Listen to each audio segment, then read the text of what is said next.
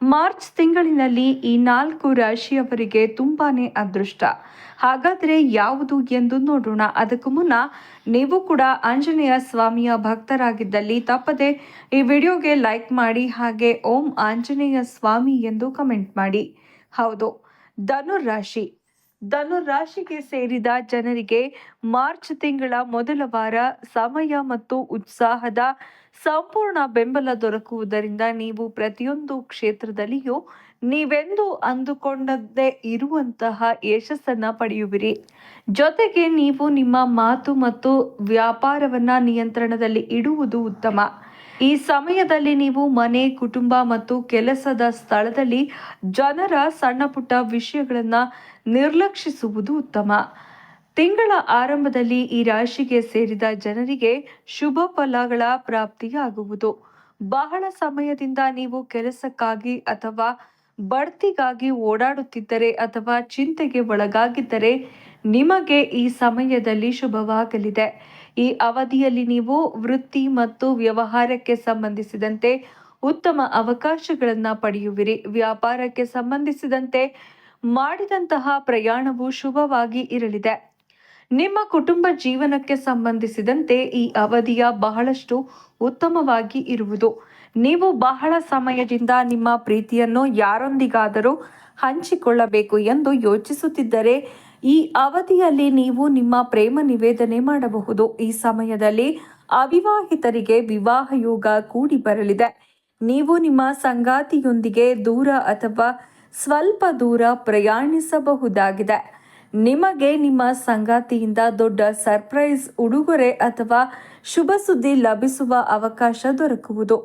March ತಿಂಗಳ ದ್ವಿತೀಯಾರ್ಧದಲ್ಲಿ ಯಾರ ಮೇಲೆಯೂ ಹೆಚ್ಚಾಗಿ ನಂಬಿಕೆಯನ್ನ ಇಡದೆ ಇರೋದು ಉತ್ತಮ. ಇಲ್ಲದಿದ್ದರೆ ನಷ್ಟ ಮತ್ತು ಅನಾವಶ್ಯಕವಾಗಿ ಸಮಸ್ಯೆಗಳು ಎದುರಾಗಬಹುದು. ಈ ಸಮಯದಲ್ಲಿ ಯಾವುದಾದರೂ ಯೋಜನೆ ಅಥವಾ ಷೇರು ಮಾರುಕಟ್ಟೆಗೆ ಸಂಬಂಧಿಸಿದಂತೆ ಹಣವನ್ನು ಹೂಡಿಕೆ ಮಾಡುವ ಮೊದಲು ಸರಿಯಾಗಿ ಯೋಚಿಸುವುದು ಉತ್ತಮ.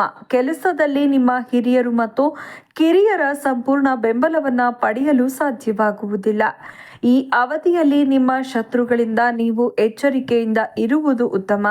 ಆರೋಗ್ಯಕ್ಕೆ ಸಂಬಂಧಿಸಿದಂತೆ ಈ ಸಮಯವು ನಿಮಗೆ ಉತ್ತಮವಾಗಿ ಇರುವುದಿಲ್ಲ. ಈ ಅವಧಿಯಲ್ಲಿ ನಿಮಗೆ ಯಾವುದಾದರೂ ಕಾಯಿಲೆ ಎದುರಾಗುವ ಸಾಧ್ಯತೆ ಇದೆ. ಮನೆಯವರ ಯಾವುದಾದರೂ ಮಾತಿನಿಂದ ನೀವು ಚಿಂತೆಗೆ ಒಳಗಾಗಬಹುದು. ಯಾವುದಾದರೂ ದೊಡ್ಡ ಖರ್ಚು ಎದುರಾಗಬಹುದು. ಪ್ರೀತಿಯ ವಿಷಯವಾಗಿ ತಪ್ಪು ತಿಳುವಳಿಕೆಗಳು ಉಂಟಾಗುವ ಸಂಭವವಿದೆ. ನಿಮ್ಮ ಸಂಗಾತಿಯ ಆರೋಗ್ಯಕ್ಕೆ ಸಂಬಂಧಿಸಿದಂತೆ ನೀವು ಚಿಂತೆಗೆ ಒಳಗಾಗುವಿರಿ.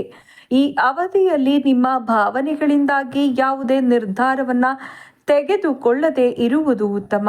ಇಲ್ಲದಿದ್ದರೆ ಮುಂದೆ ಪಶ್ಚಾತ್ತಾಪ ಪಡಬೇಕಾಗಿ ಬರಬಹುದು. ಮಕರ ರಾಶಿ. ಮಾರ್ಚ್ ತಿಂಗಳು ಮಕರ ರಾಶಿಗೆ ಸೇರಿದ ಜನರಿಗೆ ಶುಭ ಫಲಗಳನ್ನು ನೀಡಲಿದೆ. ಈ ಅವಧಿಯಲ್ಲಿ ನೀವು ನಿಮ್ಮ ಆರೋಗ್ಯ ಮತ್ತು ಸಂಬಂಧಗಳ ಬಗ್ಗೆ ಹೆಚ್ಚಿನ ಗಮನವನ್ನು ನೀಡೋದು ಅವಶ್ಯಕ. ಈ ತಿಂಗಳ ಆರಂಭದಲ್ಲಿ ನಿಮ್ಮ ಪ್ರೀತಿ ಪಾತ್ರರೊಂದಿಗಿನ ತಪ್ಪು ತಿಳುವಳಿಕೆ ಅಥವಾ ವಿವಾದಗಳಿಂದಾಗಿ ಮನಸ್ಸು ಖಿನ್ನತೆಗೆ ಒಳಗಾಗಬಹುದು. ಈ ಸಮಯದಲ್ಲಿ ಮನೆ, ಕುಟುಂಬ ಮತ್ತು ಕೆಲಸಕ್ಕೆ ಸಂಬಂಧಿಸಿದಂತೆ ಬಹಳ ಯೋಚಿಸಿ ನಿರ್ಧಾರವನ್ನು ತೆಗೆದುಕೊಳ್ಳುವುದು ಉತ್ತಮ. ಈ ಸಮಯದಲ್ಲಿ ನೀವು ಕೋಪಗೊಳ್ಳದೆ ಮತ್ತು ಇತರರಿಗೆ ತೆಗಳದೆ ಇರುವುದು ಒಳ್ಳೆಯದು. ಆಸ್ತಿ ಮತ್ತು ಮನೆಗೆ ಸಂಬಂಧಿಸಿದಂತಹ ವಿವಾದಗಳು ನ್ಯಾಯಾಲಯದಲ್ಲಿ ನಡೆಯುತ್ತಿದ್ದರೆ ವರಿಷ್ಠರ ಸಹಾಯದಿಂದ ಸಮಸ್ಯೆಗೆ ಪರಿಹಾರ ದೊರಕುವುದು. ನೀವು ವ್ಯಾಪಾರ ಅಥವಾ ಯೋಜನೆಗೆ ಸಂಬಂಧಿಸಿದಂತೆ ಹಣವನ್ನು ಹೂಡಿಕೆ ಮಾಡಬೇಕೆಂದು ಯೋಚಿಸುತ್ತಿದ್ದರೆ ಈ ಅವಧಿಯಲ್ಲಿ ಸರಿಯಾಗಿ ಯೋಚಿಸಿ ನಿರ್ಧಾರವನ್ನು ತೆಗೆದುಕೊಳ್ಳುವುದು ಒಳ್ಳೆಯದು. ಈ ಸಮಯದಲ್ಲಿ ನೀವು ಕಾಗದ ಪತ್ರಗಳಿಗೆ ಸಹಿ ಹಾಕುವ ಮೊದಲು ಅದನ್ನು ಸರಿಯಾಗಿ ಓದುವ ಮೂಲಕ ಪರೀಕ್ಷಿಸುವುದು ಉತ್ತಮ. ಹಣಕ್ಕೆ ಸಂಬಂಧಿಸಿದಂತೆ ವ್ಯವಹಾರದಲ್ಲಿ ಬಹಳ ಎಚ್ಚರಿಕೆಯಿಂದ ಇರುವುದು ಒಳಿತು. ಆರೋಗ್ಯಕ್ಕೆ ಸಂಬಂಧಿಸಿದಂತೆ ಈ ಸಮಯದಲ್ಲಿ ನೀವು ಬಹಳ ಎಚ್ಚರಿಕೆಯಿಂದ ಇರುವುದು ಅಗತ್ಯ. ನಿಮ್ಮ ದಿನಚರಿ ಮತ್ತು ಆಹಾರದ ಬಗ್ಗೆ ವಿಶೇಷವಾಗಿ ಗಮನ ನೀಡಿ ಮತ್ತು ವಾಹನವನ್ನು ಚಲಾಯಿಸುವಾಗ ಎಚ್ಚರಿಕೆಯಿಂದ ಇರುವುದು ಒಳ್ಳೆಯದು. ಈ ತಿಂಗಳ ಮಧ್ಯದಲ್ಲಿ ಕೆಲಸಕ್ಕೆ ಸಂಬಂಧಿಸಿದಂತೆ ನಿಮಗೆ ಉತ್ತಮ ಅವಕಾಶಗಳು ದೊರಕುವುದು. ಇದನ್ನ ಕಳೆದುಕೊಳ್ಳಬೇಡಿ, ಇಲ್ಲದಿದ್ದರೆ ಮುಂದೆ ನೀವು ಪಶ್ಚಾತ್ತಾಪ ಪಡಬೇಕಾಗಿ ಬರಬಹುದು. ಈ ಸಮಯದಲ್ಲಿ ನಿಮಗೆ ನಿಮ್ಮ ಹಿರಿಯ ಅಧಿಕಾರಿಗಳೊಂದಿಗೆ ಉತ್ತಮ ಸಂಬಂಧದಿಂದಾಗಿ ಹೆಚ್ಚಿನ ಲಾಭ ದೊರಕುವ ಯೋಗವಿರುವುದು. ಜೊತೆಗೆ ಯಶಸ್ಸನ್ನು ಸಹ ಪಡೆಯುವಿರಿ. ಈ ಅವಧಿಯಲ್ಲಿ ನಿಮ್ಮ ಮಾತಿನಿಂದಾಗಿ ನೀವು ಸಾಕಷ್ಟು ಪ್ರಯೋಜನವನ್ನು ಪಡೆಯಬಹುದು. ಹಾಗೆ ವಿಷಯಗಳು ನಿಮ್ಮ ಮಾತಿನ ಮೂಲಕ ಬಗೆಹರಿಯುವ ಸಂಭವವೂ ಇರಲಿದೆ.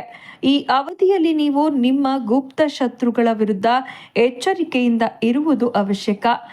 ಈ ಸಮಯದಲ್ಲಿ ವೈವಾಹಿಕ ಜೀವನವನ್ನ ಸುಖವಾಗಿ ಇರಿಸಲು ನಿಮ್ಮ ಸಂಗಾತಿಯ ಭಾವನೆಗಳನ್ನು ನಿರ್ಲಕ್ಷಿಸಬೇಡಿ ಮತ್ತು ಹೆಚ್ಚಿನ ಕೆಲಸದ ನಡುವೆಯೂ ಅವರಿಗಾಗಿ ಸ್ವಲ್ಪ ಸಮಯವನ್ನ ಮೀಸಲಿಡಿ. ಪ್ರೀತಿಯ ವಿಷಯವಾಗಿ ನಿಮ್ಮ ವೈಯಕ್ತಿಕ ಜೀವನದಲ್ಲಿ ಅನಗತ್ಯವಾಗಿ ಹೆಚ್ಚು ಪ್ರವೇಶಿಸಬೇಡಿ, ಇಲ್ಲದಿದ್ದರೆ ನಿಮ್ಮ ಸಂಬಂಧದಲ್ಲಿ ಬಿರುಕು ಉಂಟಾಗಬಹುದು. ಮಾರ್ಚ್ ತಿಂಗಳ ದ್ವಿತೀಯಾರ್ಧದಲ್ಲಿ ವೃತ್ತಿ ವ್ಯವಹಾರಕ್ಕೆ ಸಂಬಂಧಿಸಿದಂತೆ ಮಾಡುವ ಯಾತ್ರೆಯಿಂದ ನಿಮಗೆ ನಿರಾಶೆ ಮತ್ತು ಸುಸ್ತು ಉಂಟಾಗುವ ಸಂಭವವಿದೆ. ಈ ಅವಧಿಯಲ್ಲಿ ನೀವು ಕಾಲಕ್ಕೆ ಅನುಗುಣವಾದ ಕಾಯಿಲೆಯ ಬಗ್ಗೆ ಹೆಚ್ಚಿನ ಎಚ್ಚರಿಕೆಯಿಂದ ಇರುವುದು ಅವಶ್ಯಕ. ಕುಂಭರಾಶಿ.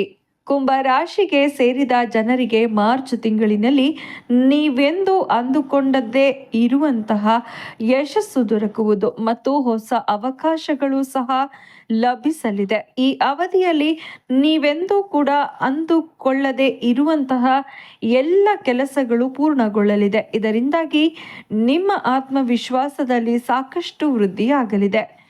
ಈ ತಿಂಗಳ ಆರಂಭದಲ್ಲಿ ನಿಮ್ಮ ಸುಖ ಸಂತೋಷಕ್ಕಾಗಿ ಯಾವುದಾದರೂ ವಸ್ತುವನ್ನ ಖರೀದಿಸುವಿರಿ. ಇದರಿಂದಾಗಿ ಮನೆಯಲ್ಲಿ ಸಂತೋಷದ ವಾತಾವರಣ ಇರುವುದು.